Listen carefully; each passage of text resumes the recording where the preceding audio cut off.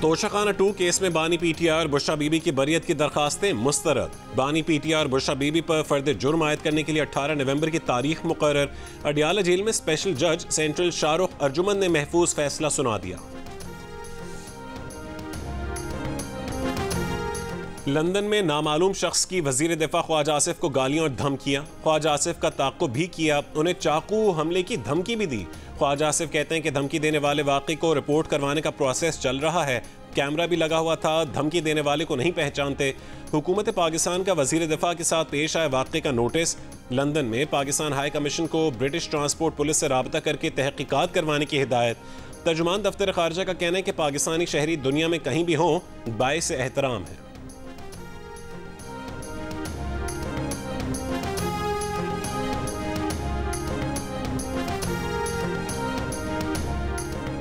मुस्लिम league नून के सदर और साबिक वज़ीर आज़म नवाज शरीफ का वज़ीर दिफा ख्वाजा आसिफ से लंदन में पेश आए वाक़े पर इज़हार बरहमी।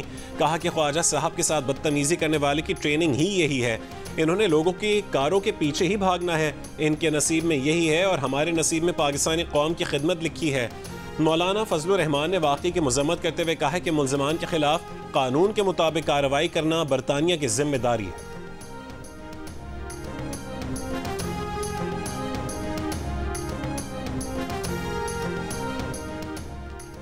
पीटीआई के सीनियर रहनुमा 24 नवंबर को एहतजाज की कॉल से नाखुश। एहतजाज की तारीख का ऐलान के बाद पार्टी के सीनियर रहनुमाओं के आपस में राबते।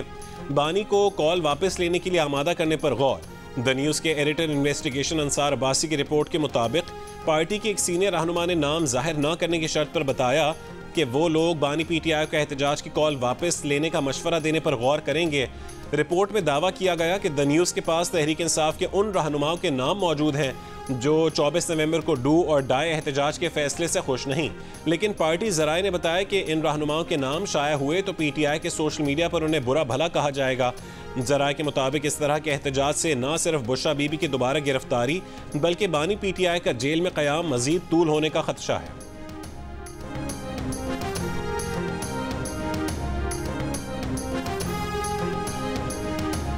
कंफर्म है यार, एक दफा फिर तारीख देखे। मैं आपको एक चीज बताऊं, खान साहब is Khan Sahab, he is the boss, he doesn't recommend, he orders, we follow. Khan Sahab की कॉल पे इंशाल्लाह पूरी दुनिया ही नजर आएगी। चेयरमैन पीटीआई बैरिस्टर गौहर ने कहा है कि बानी पीटीआई के हुक्म पर 24 नवंबर को एहतजाज में सब शरीक होंगे। बानी पीटीआई बॉस है, वो सिफारिश नहीं हुक्म देते हैं। वज़ीर आला खैबर पख्तूनख्वा यमीन गंडापुर कहते हैं कि अपना हक लेने दोबारा इस्लामाबाद जाएंगे। ये बार बार हमें रोकते हैं, शेलिंग करते हैं, रबड़ की गोलियां चलाते हैं। आइन ने हमें एहतजाज का हक दिया है।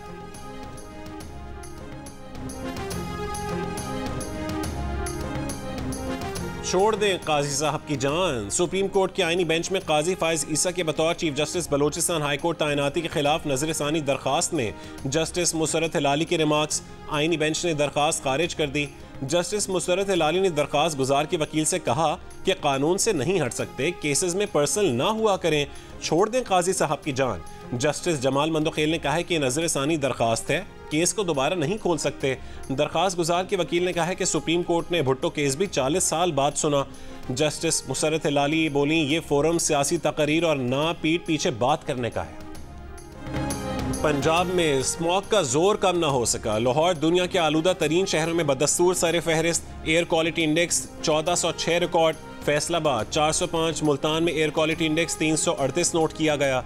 लाहौर के मुख्तलिफ इलाकों में सैयद मरातब अली रोड की फ़ज़ा सबसे ज़्यादा आलूदा, air quality index 2236 record. Gulberg 2208, Pakistan engineering service में एयर क्वालिटी इंडेक्स 1724 पर देखा गया। लाहौर में सांस की बीमारियों में इजाफा। सूबे में स्मॉग SOPs पर अमल दरामद न करने वालों के खिलाफ क्रैकडाउन जारी। लाहौर में 24 घंटों में 49 नए मुकदमा दर्ज हुए। धुआं छोड़ने वाली 8097 गाड़ियों के चालान। मुल्तान में 70 से ज़्यादा सरकारी बसें बंद। आरेवाला में भट्टा मालिकान और फैक्ट्रियों पर जुर्माने आयद। आज से 16 नवंबर तक लाहौर, रावलपिंडी और पेशावर समेत KP और पंजाब के बालाई अजला में बारिश मुतवक्के है। स्मॉग में कमी का भी इम्कान है।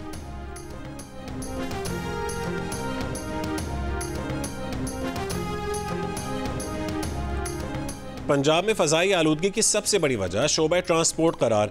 पंजाब अर्बन यूनिट की रिपोर्ट के मुताबिक शोबा ट्रांसपोर्ट का फ़ज़ाई आलूदगी फैलाने में 83.15% हिस्सा है। सनती सरगर्मियाँ दूसरे नंबर पर हैं। फ़ज़ाई आलूदगी फैलाने में उसका हिस्सा 9.07% है। अमूमी राय के बरखिलाफ फ़ज़ाई आलूदगी फैलाने में ज़री फुजला जलाने का किरदार 3.9% और कचरा जलाने का हिस्सा 3.6% है। कमर्शल इमारतों का फ़ज़ाई आलूदगी में किरदार 0.14%, जबकि घरेलू सरगर्मियाँ फ़ज़ाई आलूदगी में 0.11% हिस्सा डालती हैं। अक़वाम मुत्तहिदा ने स्मॉग को 5 साल से कम उम्र बच्चों और हामला ख़वातीन के लिए इंतहाई ख़तरनाक करार दे दिया।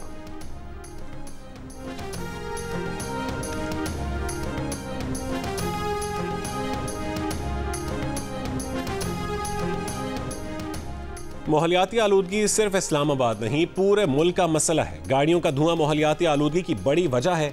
क्या धुएं को रोकने की कोशिशें की जा रही हैं? 6 रुकनी आईनी बेंच में माहौलियाती आलूदगी से मुतालिक केस की समाअत में जस्टिस मंदोखेल के रिमार्क्स।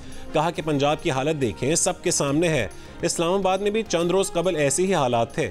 जस्टिस नईम अख्तर अफगान ने रिमार्क्स दिए कि हाउसिंग सोसाइटियों के बायस खेत खलियान ख़त्म हो रहे हैं। कुदरत ने ज़रख़ेज़ ज़मीन दी है, लेकिन सब उसे ख़त्म करने पर तुले हैं। जस्टिस मोहम्मद अली मज़हर ने कहा है कि एनवायरमेंटल प्रोटेक्शन एजेंसी अपना किरदार क्यों अदा नहीं कर रही? अगर अदालत में माहौलियाती आलूदगी के मामलात देखने हैं तो इदारों की क्या ज़रूरत है? 1993 से मामला चल रहा है, अब ख़त्म करना होगा। आईनी बेंच ने माहौलियाती आलूदगी से मुतालिक इक़दामात पर तमाम सूबों से रिपोर्ट तलब करते हुए समाअत 3 हफ्ते तक मुलतवी कर दी।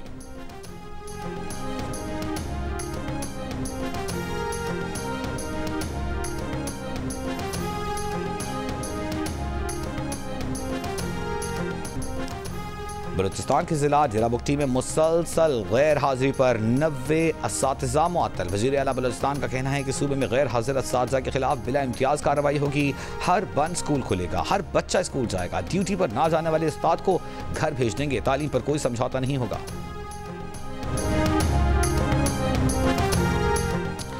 नौमंतखब अमरीकी सदर डोनाल्ड ट्रंप ने तुलसी गैबर्ट को डायरेक्टर नेशनल इंटेलिजेंस नामजद कर दिया। इलॉन मस्क व विक्रम स्वामी हुकूमती कारकर्दगी के नए महकमे की क़यादत करेंगे। मैट गेट्स को अटॉर्नी जनरल नामजद कर दिया। ट्रंप मार्को रूबियो को वजीर खारजा नामजद कर चुके हैं।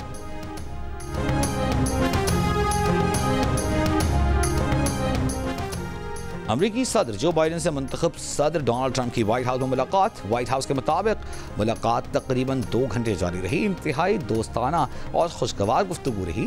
दोनों रहनुमाओं के दरमियान हक़ाइक़ पर गुफ्तगू हुई। व्हाइट हाउस प्रेस सेक्रेटरी का कहना है कि डोनाल्ड ट्रंप सवालात का पुलंदा अपने साथ लाए थे। हिज़्बुल्लाह का पहली बार तल अवीव में इसराइली फौज के हेडक्वार्टर और वजारत दिफा पर ड्रोन से हमलों का दावा। इसराइली फौज का जनूबी लबनान में हिज़्बुल्लाह से झड़पों में अपने 6 फौजियों की हलाकत का इतराफ़। बेरूत के जनूब में रिहायशी इमारत पर इसराइली हमले में 8 अफराद जाँ बहक, मुतअद्दिद ज़ख्मी। गज़ा पर इसराइली हमले जारी, 24 घंटों में मज़ीद 63 फ़लस्तीनी शहीद। अक़वाम मुत्तहिदा का कहना है कि रवां माह मैसूर शिमाली गज़ा में सिर्फ एक इमदादी मिशन को जाने की इजाज़त दी गई, जहाँ इमदादी सामान तकसीम हो रहा था। उस पनाहगाह पर भी इसराइल ने हमला कर दिया।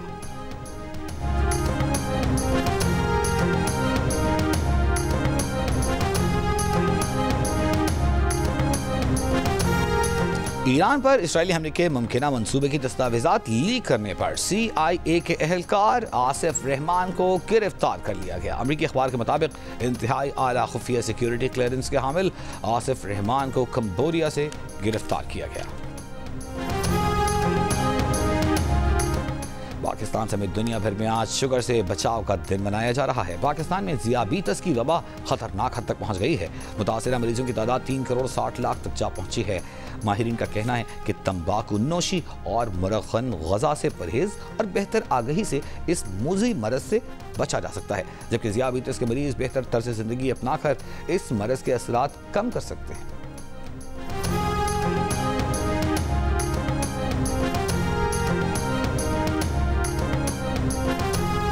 साबिक heavy weight champion Mike Tyson एक बार फिर रिंग में उतरने को तैयार। 58 बरस के माइक टायसन अपनी उम्र से 31 साल छोटे हरीफ जैक पॉल से कल मुकाबला करेंगे। माइक टायसन 2005 में बॉक्सिंग से रिटायर हो गए। ब्रॉडकास्टर्स का आईसीसी से चैंपियंस ट्रॉफी का शेड्यूल फौरी जारी करने का मुतालबा। ज़राए के मुताबिक आईसीसी ने ब्रॉडकास्टर्स को 2027 तक के मीडिया राइट्स $3 अरब में दिए थे। आईसीसी ने यकीन दिलाया था कि इस सर्कल में पाक भारत मैचेस लाजमी होंगे। भारतीय टीम के पाकिस्तान आने से इनकार के बाद ऐसा होता दिखाई नहीं देता। ब्रॉडकास्टर्स को सबसे ज़्यादा कमाई पाक भारत मैचेस से ही होना थी। शेड्यूल के ऐलान में ताख़ीर से ब्रॉडकास्टर्स को नुकसान हो रहा है।